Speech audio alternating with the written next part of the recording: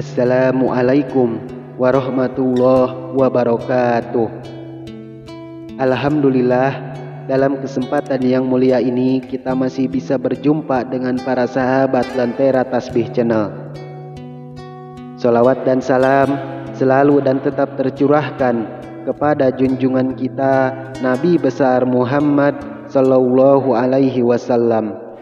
Allahumma sholli ala sayyidina Muhammad wa ala ali sayyidina Muhammad. Harapan dan doa saya, semoga saudaraku semuanya selalu diberikan kesehatan, dilapangkan rezekinya, diampuni dosa-dosanya, dan dipanjangkan umurnya. Amin ya rabbal alamin. Sahabat beriman yang dirahmati Allah, setiap orang memiliki garis takdirnya masing-masing, baik itu rezeki, jodoh maupun kematian.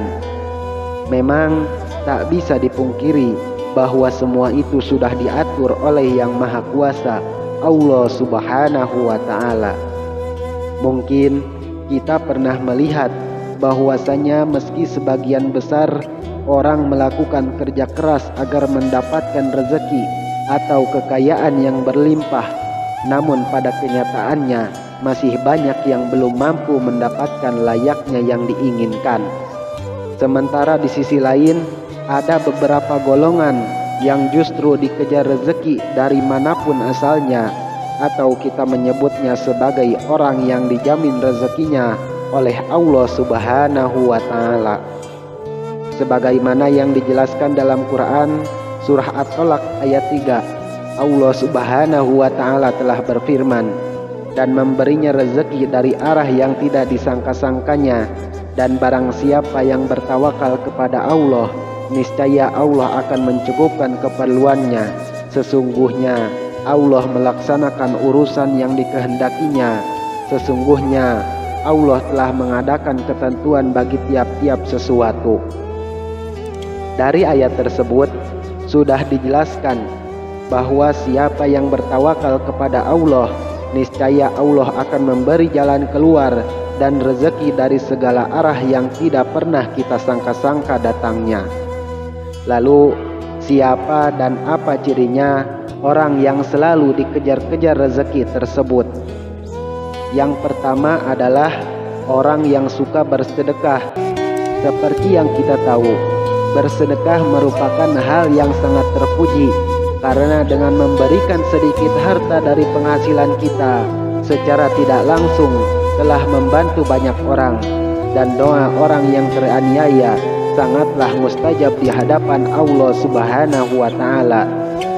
Mungkin saudaraku semuanya juga sudah mengetahui bahwasanya apabila kita bersedekah dengan ikhlas, maka Allah Subhanahu wa Ta'ala akan mengganti berlipat-lipat baik di dunia maupun di akhirat kelak.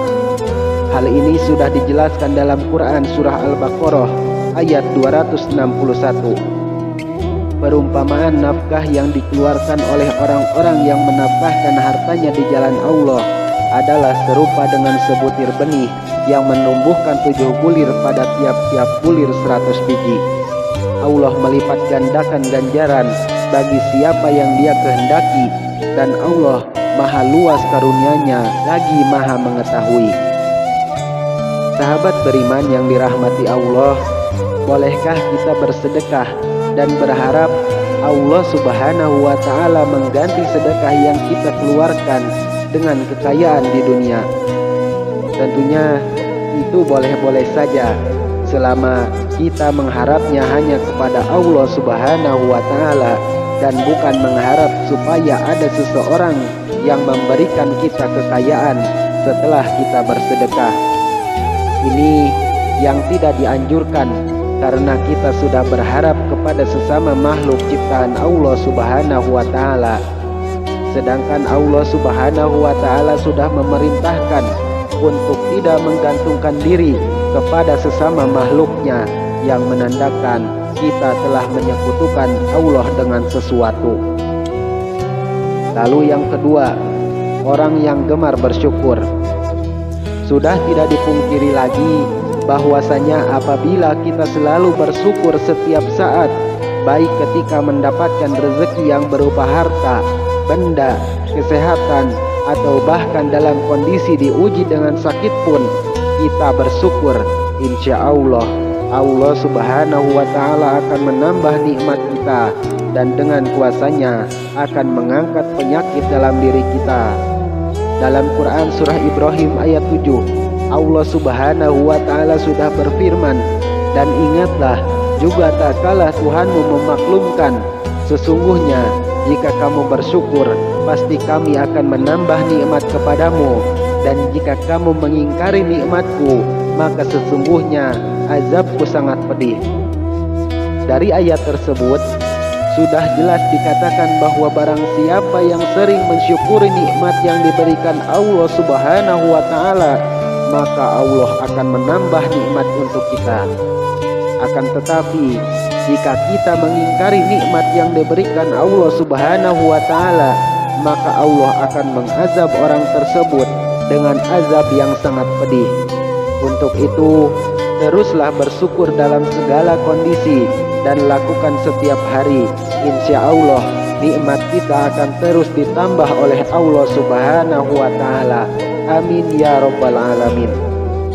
Kemudian yang ketiga, orang yang sering membaca Al-Quran, terutama surah Al-Waqiah. Surah Al-Waqiah memang dikenal memiliki keutamaan dalam hal mendatangkan rezeki atau nikmat. Dalam hadis Ibnu Adi disebutkan bahwa kita sangat dianjurkan untuk mengajarkan surah Al-Waqiah kepada istri atau keluarga dan anak-anak kita, karena surat tersebut merupakan surah yang mampu menderatkan rezeki bagi siapapun yang mengamalkannya, insya Allah. Kemudian yang keempat, orang yang sering beristighfar. Istighfar merupakan salah satu usaha batiniah kita untuk memohon ampunan kepada Allah Subhanahu wa ta'ala atas segala dosa yang kita perbuat. Lalu, apa hubungannya dengan selalu dikejar rezeki? Orang yang selalu beristighfar dalam kondisi apapun secara tidak langsung dapat membersihkan hati dari segala dosa dan kesalahan. Ketika hati kita bersih, maka kemungkinan besar rezeki yang diberikan oleh Allah Subhanahu wa ta'ala bisa sampai kepada kita. Dalam Quran surah Hud ayat 3, Allah Subhanahu wa ta'ala sudah berfirman, dan hendaklah kamu meminta ampunan kepada Tuhanmu dan bertaubat kepadanya.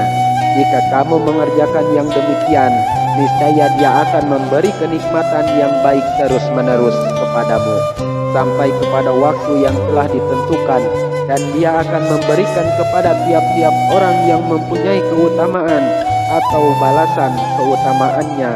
Jika kamu berpaling, maka sesungguhnya aku takut kamu akan ditimpa siksa di hari kiamat. Sahabat beriman yang dirahmati Allah, marilah kita semua memulai membiasakan untuk terus beristighfar supaya hati kita menjadi bersih dan bisa mendapatkan nikmat yang Allah Subhanahu wa ta'ala janjikan. Karena kita semua tahu Allah Subhanahu wa ta'ala menyukai orang-orang yang berhati bersih. Lalu yang kelima, orang yang suka berdoa dan selalu berusaha. Berdoa dan berusaha merupakan satu paket yang tidak bisa dipisahkan ketika kita meminta sesuatu kepada Allah Subhanahu wa ta'ala. Karena sangat mustahil orang yang hanya berdoa saja tanpa berusaha akan mampu mendapatkan apa yang diinginkan dalam doanya. Untuk itu, selain kita berdoa, juga berusaha untuk mendapatkan hasil dari doa yang sudah kita panjatkan kepada Allah Subhanahu wa ta'ala. Sebagaimana telah diungkapkan, man jadda wajadda, yang artinya barang siapa yang bersungguh-sungguh akan menemukan hasil yang diinginkan. Kemudian yang keenam, orang yang selalu tawakal kepada Allah Subhanahu wa ta'ala. Secara harfiah, tawakal adalah berserah diri dan menyandarkan hati hanya kepada Allah Subhanahu wa ta'ala. Orang yang tawakal merupakan orang yang sangat yakin seyakin-yakinnya bahwa hanya Allah Subhanahu wa Ta'ala saja yang dapat memberi, memberikan, dan mencegahnya. Maksudnya adalah memberi manfaat dari apa yang telah diciptakannya, memberikan nikmat kepada setiap manusia dan seluruh jagat seisinya, serta mencegah keburukan yang dilakukan manusia maupun dari setan.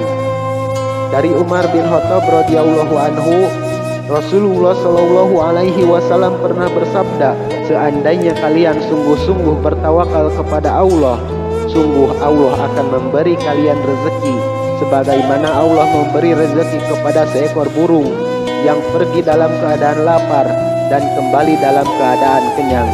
Hadis riwayat Ahmad, Tirmizi, Nasa'i, Ibnu Majah, Ibnu Hibban, dan Al-Hakim.